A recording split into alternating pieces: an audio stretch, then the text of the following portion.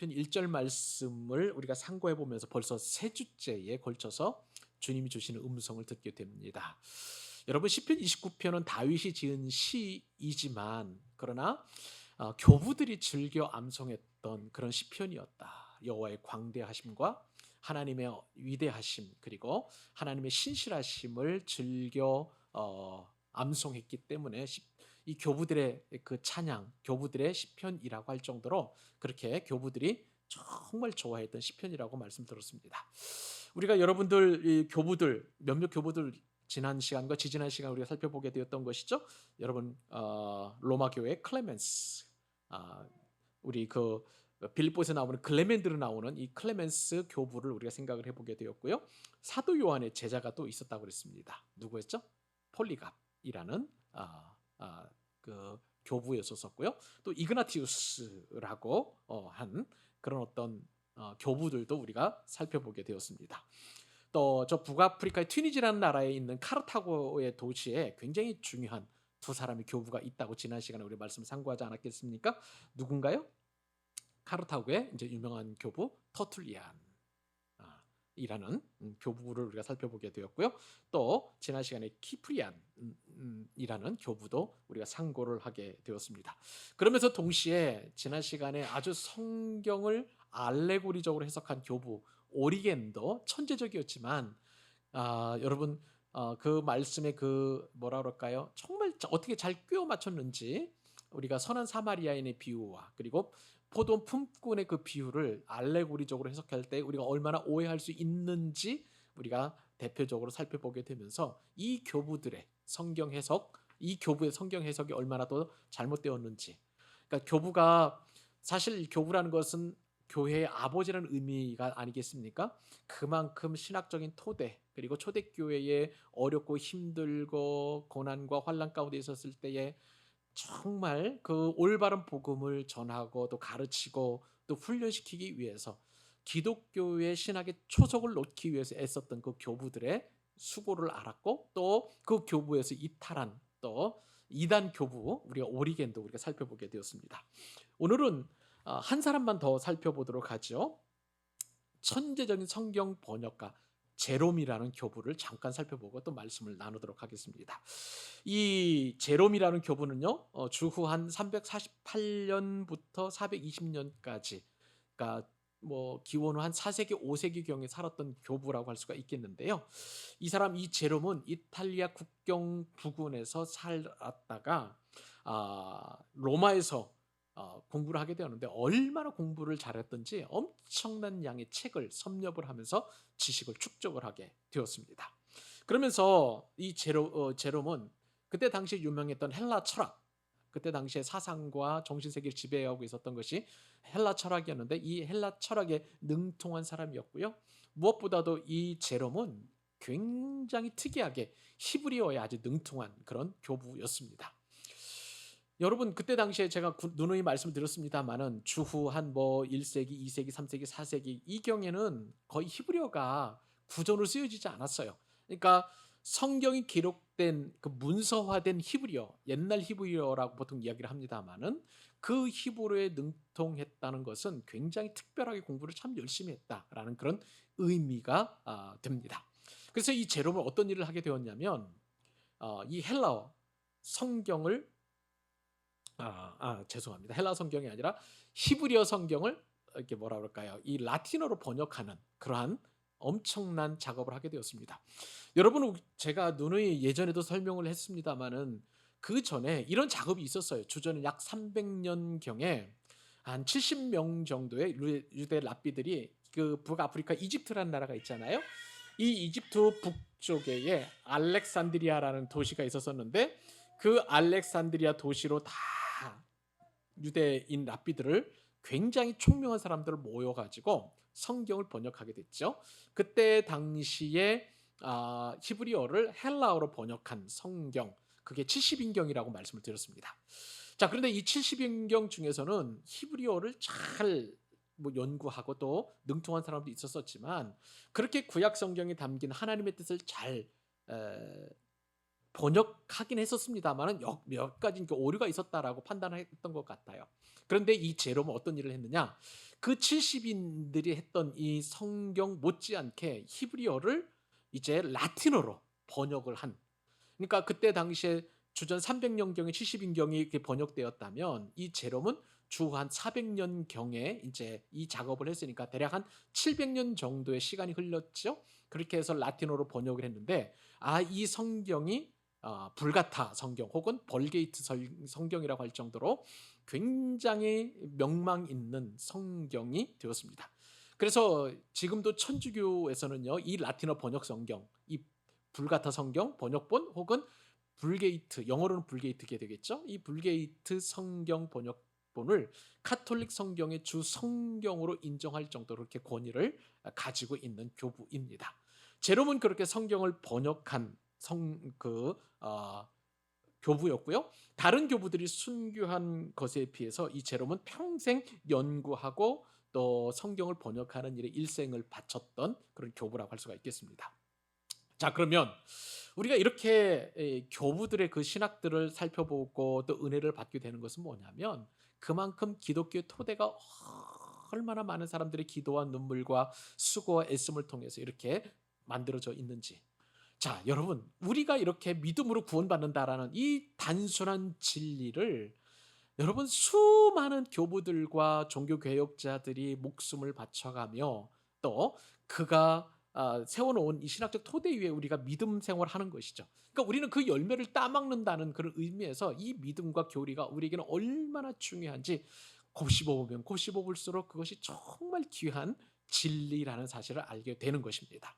근데 지금도 이러한 엄청난 진리를 믿지 못하고 인정하지 못하는 그런 사람들이 있어서 안타깝긴 합니다만은 여하튼 성경에서는 그리고 또 특별히 교회의 어떤 수많은 지도자들은 이러한 수고와 애씀을 통해서 우리로 하여금 참된 진리를 믿을 수 있도록 그렇게 애썼다는 것이죠. 이 교부들이 즐겨 암송했던 시편이 바로 이 29편이고요.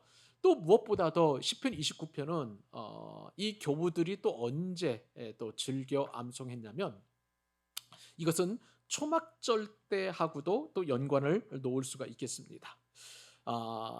유대인들 입장에서 보면은 초막절에 굉장히 이 시편 29편을 암송하는 그런 어떤 성경적 배경을 가지고 있는데요. 초막절은 어떤 시기냐면 이스라엘 백성들이 40년 동안 출애굽한 이후에 광야 생활을 할 때 집을 지을 수 없었잖아요. 그러니까 임시적으로 나무, 그러니까 뭐 예를 들어서 야자수나 아니면 종려나무 가지를 베어 가지고 그 이파리를 뭐 기둥 위에다 이렇게 세워 가지고 임시적인 초막을 짓게 되는 것이죠.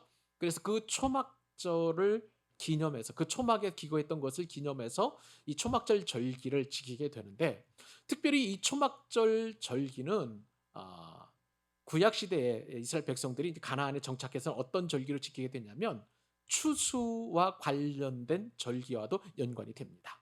이 초막절 절기는 광야 생활뿐만 아니라 그리고 이스라엘 백성들이 가나안 땅에 들어와서 농사를 짓고 그 추수한 열매를 하나님 앞에 올려드릴 때에 그 추수와도 연관이 되어서 장막절이다라고 그렇게 이야기하고 있는 것이죠.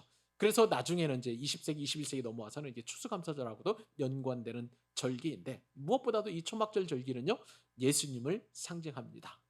열매와 수확과 거둠 이런 것들을 다 연관시키기 때문에 바로 예수 그리스도와 연관된 절기가 바로 이 초막절인데요. 이 초막절이 시편 29편이 암송되었고 즐겨 노래로 지어져서 불러졌다는 것이죠. 그만큼 시편 29편은 하나님의 위대하심, 하나님의 영광스러움, 하나님의 어미로우심, 하나님의 그 창대하심을 찬양하는 엄청난 찬양이라는 그러한 그 배경을 가지고 있습니다. 자, 여러분, 이 시편 29편을 통해서 우리가 얻을 수 있는 교훈은 무엇이냐면요. 하나님이 얼마나 위대하신지, 얼마나 영광스러운 분이신지, 우리의 지식과 우리의 한계와 우리의 능력과 경험치를 뛰어넘는 위대한 창조주이심을 분명하게 드러내놓고 있는 그런 시편이라고 할 수가 있겠습니다. 여러분, 하나님께서는요, 우리를 광야의 이스라엘 백성들과도 같은 우리 인생길에서 가장 연약한 인생을 우리를 불러 세워서 하나님의 백성 삼아 주셨어요. 구약 시대 가장 어려운 사람들이라면 고아입니다. 그리고 과부였어요. 나그네였어요. 왜냐하면 그들은 돌볼 사람들이 없었기 때문에 그렇습니다. 그런데 우리 인생도 가만히 보면 그 누구 하나 돌볼 인생이 우리를 도와줄 힘이 없는 그런 존재들이고 가장 연약한 존재들이에요. 근데 하나님께서는 우리를 불러서 구원받은 백성으로 왕 같은 제사장으로 또 택한 족속으로 그리고 거룩한 나라로 이렇게 삼아 주셨습니다. 그러므로 우리가 해야 할 일은 다윗과도 같이 이렇게 위대하신 하나님, 광대하신 하나님을 찬송하시는 것인데요. 오늘 특별히 다윗은 이 1절 말씀을 통해서 그 하나님의 이름에 합당한 영광을 올려드리라 라고 그렇게 우리에게 찬양을 독려하고 요청하고 있는 것을 보게 됩니다. 자, 그 말씀이 이렇게 고백이 되죠. 너희 권능 있는 자들아 영광과 능력을 누구에게 돌리라고요? 여호와께 돌리라. 여호와께 돌리고 돌릴지어다. 그렇게 고백을 하고 있습니다. 자, 여호와께 영광과 찬송과 능력을 돌리고 돌릴지어다라고 초청받은 사람들이 누구가 있느냐면 너희 권능 있는 자들아라고 그렇게 다윗이 콕 집어서 이야기하고 있습니다. 여러분, 자 우선 권능 있는 자들이라고 할 때에 이 권능 있는 자들을 조금 이따 살펴보기로 하고요. 그 권능 있는 자들아 여호와께 뭐를 돌리라고 말씀하시냐면 영광을 돌리고 또 돌리라고 하는 것입니다. 여러분 우리가 가장 많이 쓰는 용어 가운데 하나는 뭐냐면 교회에서도 그렇고요. 또 우리가 믿는 사람들에게 교제할 때에 가장 많이 쓰는 그런 용어라고 한다면 하나님께 영광을 올려드립니다라는 그런 단어일 것입니다. 또 하나님의 영광을 위해서 살겠습니다라는 그런 믿음의 고백도 우리가 심심치 않게 그렇게 자주 하는 그런 신앙의 고백이기도 합니다. 자, 또 특별히 또 우리가 찬양 인도자가 찬양을 인도하면서 우리가 하나님 앞에 영광의 박수를 올려드립니다라고 이렇게 이제 유도를 하지요. 자, 그러면 여러분 하나님께 영광을 올려드린 것이 도대체 무엇일까요? 여러분 아마 제가 여러분들에게 물어보면 어떻게 대답할지 모르겠습니다. 집사님, 권사님, 그리고 또 우리 형제 자매님, 하나님께 영광을 올려드린다는 뜻이 도대체 무엇입니까? 라고 제가 여러분들에게 묻는다면 여러분들은 도대체 뭐라고 말씀을 드릴 수 있었을까 싶습니다. 어떤 분이 이런 이야기를 하는 것을 제가 듣게 되었습니다. 어떤 분이 직장에서 승진을 하게 되었어요. 승진을 하게 되면서 이제 뭐라 그럴까 직원들 앞에서 이제 승진의 소감을 이야기를 하는 그런 기회가 있었다고 합니다. 근데 어떻게 이야기를 하냐면 제가 여기까지 승진할 수 있었던 것, 이 위치까지 올라올 수 있었던 것은 다 하나님의 은혜입니다. 그리고 이 모든 영광을 하나님께 올려드립니다라고 그렇게 승진 소감을 이야기했다는 것이죠. 그런데요, 어떤 이야기를 듣게 되었냐면 그 이야기를 듣는 부하 직원 가운데에 몇몇이 이런 생각을 했다는 거예요. 자, 그 자리에 가기까지 앞에서 이야기하는 그분께서는 얼마나 승진하기 위해서 아부를 하고 또 뒷돈을 갖다 바쳤고 또 부정적인 방법으로 해서 많은 어떤 그 뭐라 그럴까요? 성과를 부하 직원들 성과를 가로챈 것을 내가 알고 있는데 그것이 도대체 하나님께 영광이 된다? 이게 잘 모르겠다. 뭐 그렇게 생각을 했다는 거예요. 여러분 어떻습니까? 우리도 그렇게 되지는 않을까요? 그런 일은 없었을까요? 우리가 하나님께 영광을 올려드린다고 할 때에 하나님께 영광을 올려드린다는 것, 그 의미를 잘못 해석을 하게 되고 잘못 또 우리가 적용을 하게 되면 다른 사람에게 오히려 하나님께 높임을 올려드리는 것보다도 하나님에 대한 인식을 잘못하게 하거나 혹은 오해를 살 수 있게 하는 그런 일이 있을 수 있다는 것을 우리 한번 염두에 둘 필요가 있습니다. 하나님께 영광을 올려드린다고 할 때 이 영광이라는 단어를 사전에 한번 찾아보게 되었어요. 그래서 영자를 보니까 영화로울 영자예요. 뭐 영은 다양한 영이 있죠. 꽃뿌리 영도 있고 또 무슨 영도 있고 무슨 영도 있는데 이 영화로울 영자에다가 빛광자를 쓰고서 영광이라고 그렇게 표현하고 있습니다. 그러니까 그러면서 이제 이 영광이라는 것은 빛나고 아름다운 영예 그렇게 사전적인 의미로 그렇게 표현을 해 놓았습니다. 자, 빛나고 아름다운 영예. 당연히 하나님께서는 그 이름 자체가 빛나는 영광이죠. 또 아름다운 영예라고 할 수가 있겠습니다. 근데 이 영예가 좀 우리 한글로는 잘 표현이 안 됩니다마는 성경적인 의미로 이 영광이라는 단어를 보게 되었습니다. 구약 성경에서 이 영광을 어떻게 표현하냐면 카보드라는 단어를 쓰게 됩니다. 카보드가 영광인데 이 카보드는 어떤 뜻을 가지고 있냐? 기본적인 뜻은 굉장히 무겁다는 뜻이에요. 중량감을 가지고 있다는 뜻입니다. 가치가 있다는 거예요. 그 무거울 만큼 명성이 있고 그 무겁고 또 그리고 중량감이 느껴지는 영예라고 그렇게 표현해 볼 수 있다는 거예요. 그러니까 이 영광이라는 것은 결코 가벼운 것이 아니라는 것이죠. 너무나 너무나 무겁고 너무나 너무나 정말 중량감이 있으니 그 중량감, 그 무게감을 이기고 이렇게 올려드린다는 것, 높여드린다는 것은 굉장히 중요한 의미가 있다는 것이죠. 이것이 바로 영광이라는 뜻입니다. 무거운 것을 정말 최선을 다해서 올려드리는 것, 그것이 바로 카보드라는 뜻을 가지고 있어요.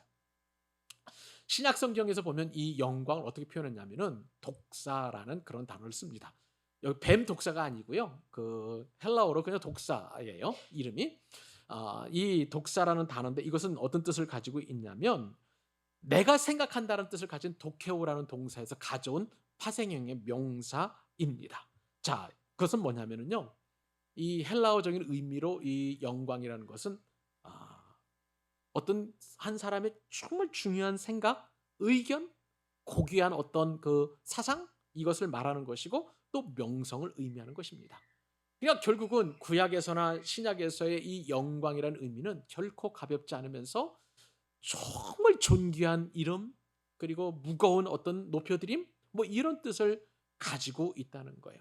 그러니까 하나님께 영광을 올려드린다는 것은 하나님의 이름 그 자체가 가지고 있는 그 무게와 중량감과 그리고 그 명성이 얼마나 존귀한 것인지 그 이름을 그대로 이렇게 올려드린다라는 그런 뜻을 가지고 있다는 거. 이것이 바로 하나님께 영광을 올려드린다는 것이죠. 그러니까 우리는 말로는 쉽게 할 수 있습니다. 가볍게 할 수 있어요. 내가 하나님께 영광을 올려드립니다. 이 모든 것이 하나님의 그 은혜입니다. 하나님께 영광을 올려드립니다라고 그렇게 쉽게 할 수 있지만 그러나 우리 말과는 상관없이 이 영광이라는 단어가 주는 무게감은 상당하다고 할 수가 있는 것이고요. 우리가 쉽게 말로 올려드린 것과는 너무나 차원이 다른 그러한 의미라고 할 수가 있을 것입니다. 결국은 우리가 신구약 성경 통틀어서 볼 때에 하나님께 영광을 올려드린다는 것은 하나님의 성품의 어떤 부수적인 그런 부분 때문에 무게와 그 거룩한 이름을 높이로 올려드리는 것이 아니라 하나님 그 자체를 올려드리는 것이라고 할 수가 있는 것이죠. 그러니까 하나님께 영광을 올려드린다는 하나님 그 자체이십니다. 하나님 본체이십니다라고 할 정도로 그렇게 무거운 단어이자 의미라고 할 수가 있는 것입니다. 결국 하나님의 영광은 하나님 그 자신이라는 것을 우리가 말씀의 깊은 의미를 통해서 알 수가 있는 것이죠. 근데 오늘 다윗에 있는 다윗의 고백은 뭐냐면 너희 권능 있는 자들아 영광과 능력을 똑같은 의미예요. 영광이나 그 능력.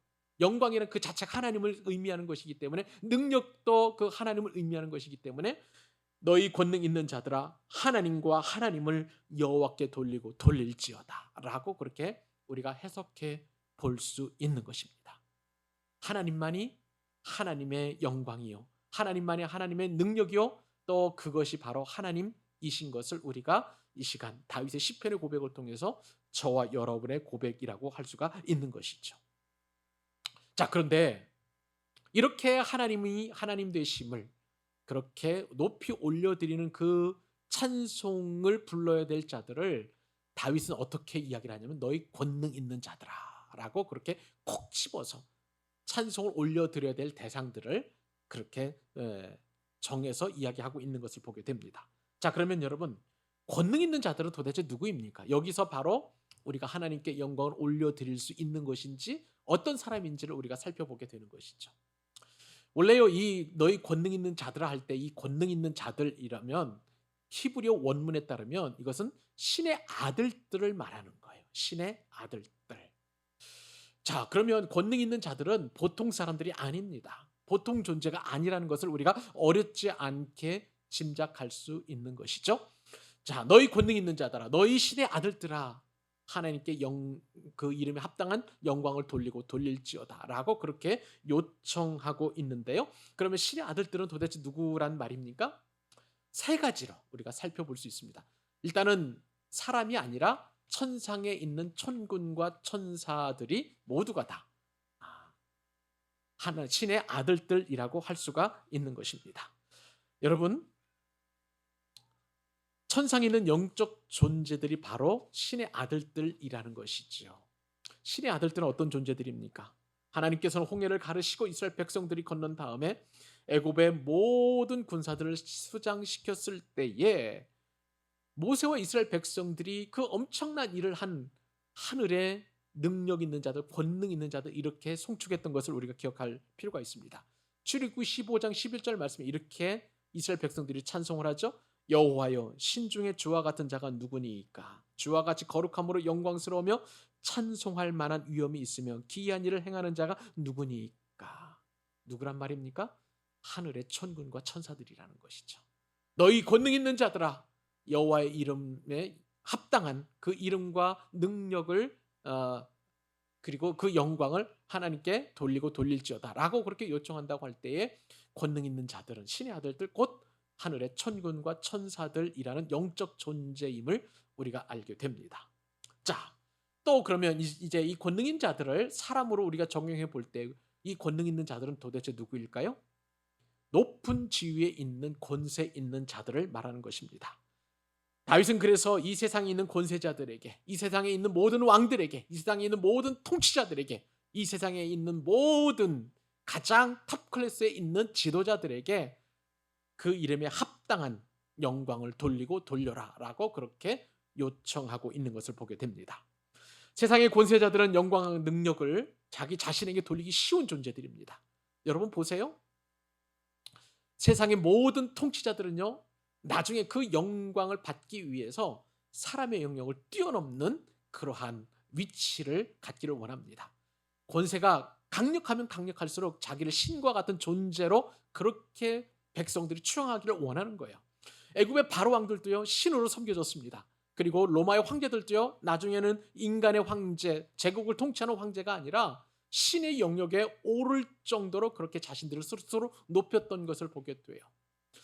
그렇기 때문에 이 권세자들이 그 이름에 합당한, 하나님의 이름에 합당한 영광과 능력과 권세를 하나님께 올려드린다? 이것은 거의 불가능에 가깝다고도 할 수가 있습니다. 그런데 다윗은요, 그런 권세자들에게 콕 집어서 그 이름에, 여호와의 이름에 합당한 능력과 권능을 올려라. 그 하나님께 영광을 올려드리라. 무겁게 하나님을 인정하라라고 그렇게 독려하고 있는 것을 보게 됩니다.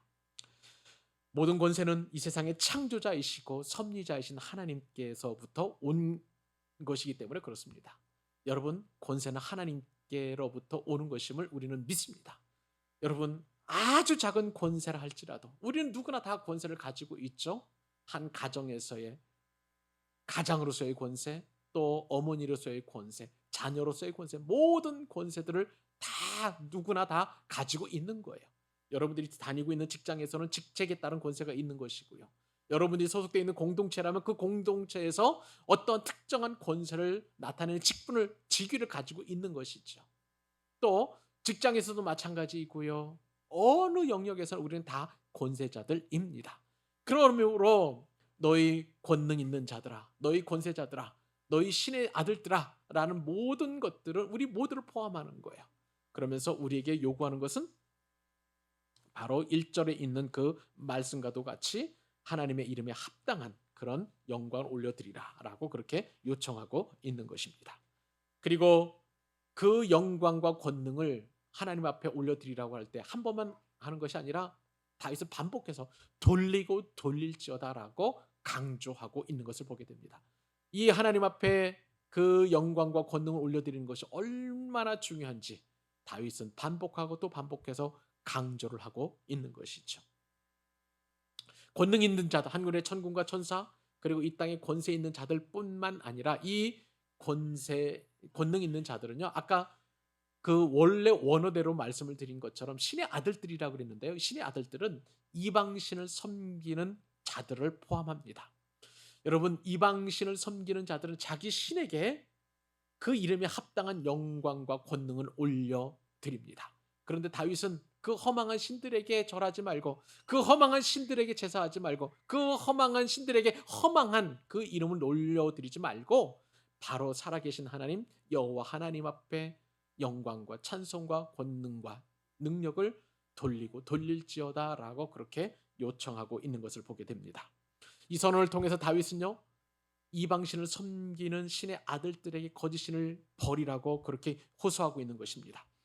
우상 숭배자들에게, 세상에 힘 있는 권세자들에게 헛된 이방신을 섬기는 것은 아무것도 유익함이 없다는 것을 찬양을 통해서 함축적으로 그렇게 호소하고 요청하고 그리고 찬송하고 있는 것을 보게 됩니다. 여기에요, 우리 스스로를 대입해 본다면, 우리도 곰곰이 생각해 본다면 우리도 얼마나 많은 신의 아들들을 섬기고 있는지 깜짝 놀랄 정도입니다. 무슨 말입니까? 자, 현 시대를 살아가는 우리에게는 다른 신에게 예배하고 있다고 그렇게 부정할 수, 우리는 예배하고 있지 않다고 그렇게 부정할 수 있을 것입니다.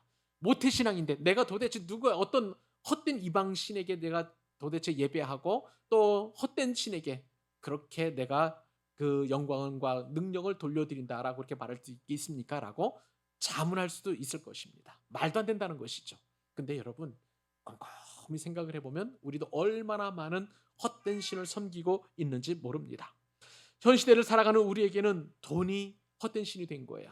재물이 헛된 신이 된 것이고요. 어떤 사람에게는 주식이 헛된 신이 될 수도 있는 것입니다. 어떤 사람은 또 도박이라는 헛된 신을 섬기기도 하고요. 어떤 사람은 마약을 예배하고 추앙하고 있는 것을 보게 돼요. 이것도 저것도 아니라고요? 심지어는 어떤 사람들은요, 자기 자신을 신으로 여기면서 다른 거는 안 믿어, 내 자신을 믿는다고 그렇게 이야기하는 사람들도 부지기수인 것을 보게 됩니다.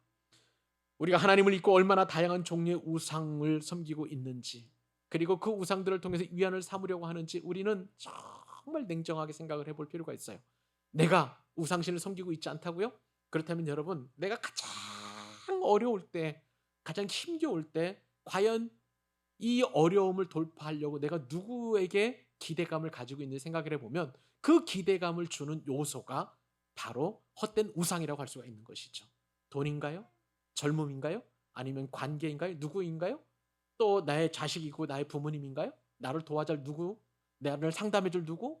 그런 존재가 있다면 그것이 바로 우리 시대의 헛된 신이자 우상이라고 할 수가 있는 것입니다.